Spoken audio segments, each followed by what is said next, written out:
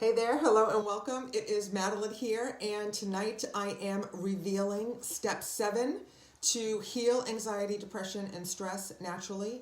And step 7 is my secret weapon. So I'm super excited to share this with you, to reveal my secret weapon to you. This is really the crux of healing your anxiety, depression, or stress. Well, not so much stress, but you'll figure it out once I get there. There might be a little bit of a rant in here, so if you have young people around, you might want to close their ears or have them put headphones on or something. So, step 7. If you haven't seen the other steps, that's okay. This stands alone. They all actually stand alone, but you do need to do them all together in order to effectively free yourself from anxiety and depression and stress, actually, right? So you can actually free yourself from all of those things. I promise. I've done it. My clients do it. That's what I do. And it is possible for you too, my lovely. If you are watching live, say hey so I can see who it is. Sharing step 7, my secret weapon to healing anxiety, depression, and stress. And my secret weapon actually has 3 parts, right? And I thought about breaking it down into smaller parts, but it really is all part of one part, right? And step 7 is uncover the root cause, okay? So specifically for your anxiety and or depression, I've said again and again and again that anxiety and depression are thinking problems, right? And your thought patterns are what causes brain patterns, hormones to release that effectively makes you sick, okay? So the key is to get to the root cause of your thought patterns, right? What started you down this path of fear and or sadness? And if you didn't see step 6, I invite you to look at that because that's navigating emotions, right? And specifically for anxiety and depression, right? Anxiety is fear about a perceived thing that's going to happen in the future that almost never happens in the future. And depression is deep sadness, okay? And, I'm using the best words that I can to describe these states. I'm not meaning to belittle your condition, okay? I can appreciate how painful it can be. Hey, Ebony, good to see you, girl. You might want to block the baby's ears. I had a nervous breakdown, okay? So I know what it's like to be crippled with anxiety. I know how painful it can be. I know how debilitating it can be. I was unable to work at the time. And anxiety and depression are similar. So the key is to uncover the root cause, okay? So in my method, my primordial power program is different because we get at the root cause and then we let it go. So there you have it. I've given it away, but I'm going to tell you more about that as we go along, okay? So, but let's talk about why other things don't work, why conventional wisdom doesn't work, okay? So, and that's drugs, therapy, and the way that we medicate ourselves, okay? So medication doesn't fix the problem. It masks the symptoms of anxiety and depression, okay? And that's for most of the people who are taking medication, right? So are there some people who are so sick that need medication to help them get to a point where they can make positive choices? Sure, I get that. That's not what I'm talking about. But 44 million people in the United States alone do not need to be medicated for their anxiety specifically, okay? Because again, anxiety is a thinking problem. And if you're riddled with anxiety, my love, you can heal it naturally. And that's the key, right? And the key is to get at the root cause, and then I'm going to show you how we do that.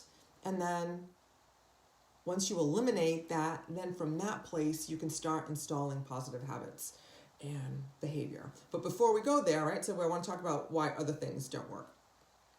So that's why we talked about why medication doesn't work.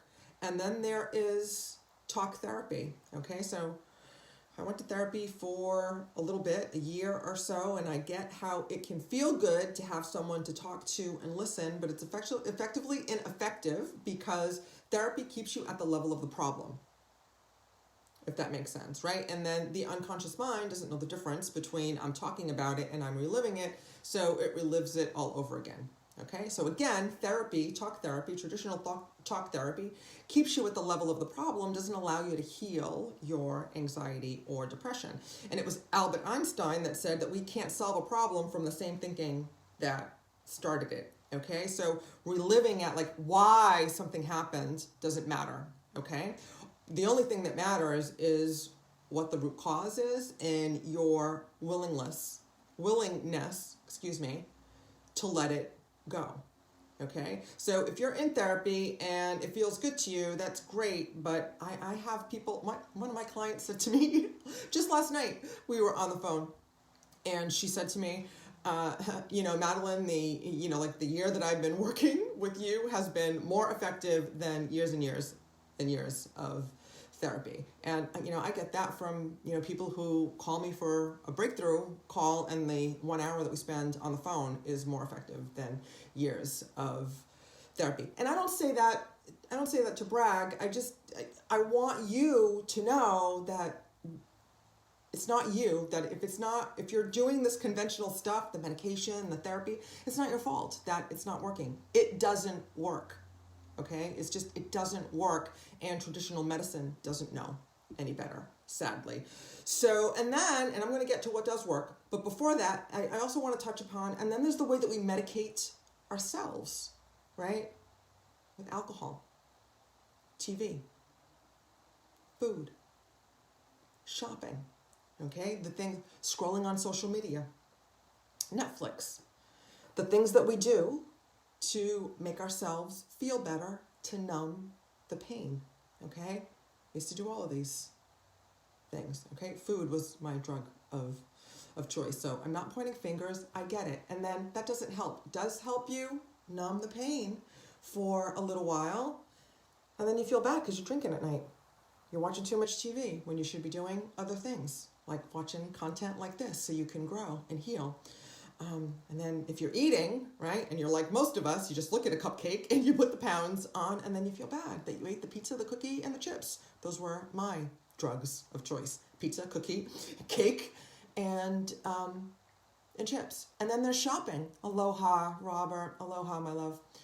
And then there's shopping, right? Oh, I love the shopping. The shopping works because you get a dopamine hit, right? When you put it in the shopping cart. That's how I do it, right? Put it in the shopping cart on, like Amazon or whatever website I'm on, right? And then you get a dopamine hit then, and then you get a dopamine hit when UPS drops it off, or Amazon Prime now drops it off on your porch. And then you get a cortisol hit when you get the credit card bill, right? Depending on how big the shiny object is that you need in order to make yourself feel better. So I get that, okay? I get that. Been there, done that, did it for a long time. Again, the answer to healing yourself, and again, let me say it again, right? You can heal your anxiety and depression, so it is a thing of the past. Okay, thing of the past, not your problem anymore. And the key to that is all the steps I've been sharing with you.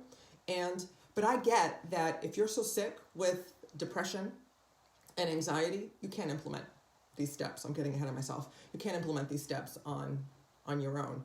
That's why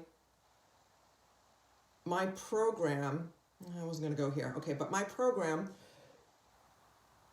one of the first things that we do is that we have a breakthrough session, okay? And in that breakthrough session, we uncover the root cause, right? We bring up the root cause of the problem, and it's probably from your childhood. It doesn't have to be. I want to say 9 out of 10 times it's from your childhood. Something happened in your childhood. Limiting beliefs were born around the incident or the repeated incidents, and then it follows you into your adulthood, and then depending on what it was, anxiety and or depression lives in your being. So you've heard my story. I'm going to tell you, so my story was strictly anxiety. It was strictly anxiety, and it came from a childhood. It came from a lifetime of fear. Okay? And that fear was about, my parents were immigrants. My father was an alcoholic because he medicated alcohol was his drug of choice. He was medicating his anxiety with alcohol. So as you can imagine, my childhood was tumultuous and I had a lot of fear, right? I had a lot of fear around, like my safety and financial stuff, okay? Anne is saying, I'm going to get to that. I'm glad you said, thank you for sharing that, Anne. My mother abandoned her 7 children when I was only 8 years old. So that's traumatic, right? So, and this is one of the things that I mean when I say trauma. So let me tell you about Diane, my clients Diane and Lola. So Diane was sexually abused as a child, and as a result, she grew up and she had anxiety and depression. But the biggest problem, hey Stephen, good to see you, my love. So her biggest problem was not her biggest problem. That was all painful, right? So she had a painful life. The limiting belief, the root cause for Diane was that she believed that love should be painful, right? So, and like the root cause may not sound particularly touching or moving or special to you, but just I want you to grasp the idea of these things happen to us when we're young or whenever, right? These limiting beliefs are born at the unconscious level. Then they come into our lives. They follow us into our lives until we heal them. So for Diane, her abusive situation resulted in a belief that, right, so her root cause was that love hurts. And what was her pattern? Her pattern was that she would attract painful relationships. She would continue to attract abusive relationships. That makes sense, doesn't it? That's right. So anxiety and depression were kind of like the least of her problems. The fact that she couldn't attract a loving, kind relationship was what was actually fueling her anxiety and depression. So it's much, depending on your situation, it's far more complicated than anxiety and depression, right? But it's all about the root cause. So let me tell you, I love Diane's story because she kept trying, right? She wanted to continue. She wanted to find love, even though she had all these painful experiences. So after her breakthrough session, actually, she didn't have a breakthrough session. I now have a much more powerful process, but this is how powerful the tools are that I use. She didn't have the breakthrough session, but we went through parts of it. We were able to uncover her root cause, that love is painful, that love hurts. We were able to release all the anxiety, fear, and limiting beliefs around her situation. And a couple of months later, Diane attracted a beautiful man who is more loving and more kind than she could ever imagine, right? And they're still together today. I think it's been about a year and a half that they've been together, and he treats her like the queen that she is and cherishes her like she deserves to be. She's healed, okay? She's healed her situation. And then there was Lola, right? Another quick story. Well, to keep it short, I'm going to leave it at that, right? Because Diane's story is pretty powerful. I've told Lola's stories in other places, but and I'm sure I'll tell it again. So in the breakthrough session, what happens is that when we wipe the slate clean, right? We bring up the root cause, right? All the limiting beliefs, or many of the limiting beliefs around it, and the root cause, and then we let it go, right? Then I use the technique mental and emotional release therapy, which is magical, right? And then has an immediate shift at the mental, emotional, and physiological cellular level. Okay, and then we let that go, and I can see the shift. It's one of my favorite things to do. The client can immediately feel the shift, and what's happened is that we have wiped the slate clean.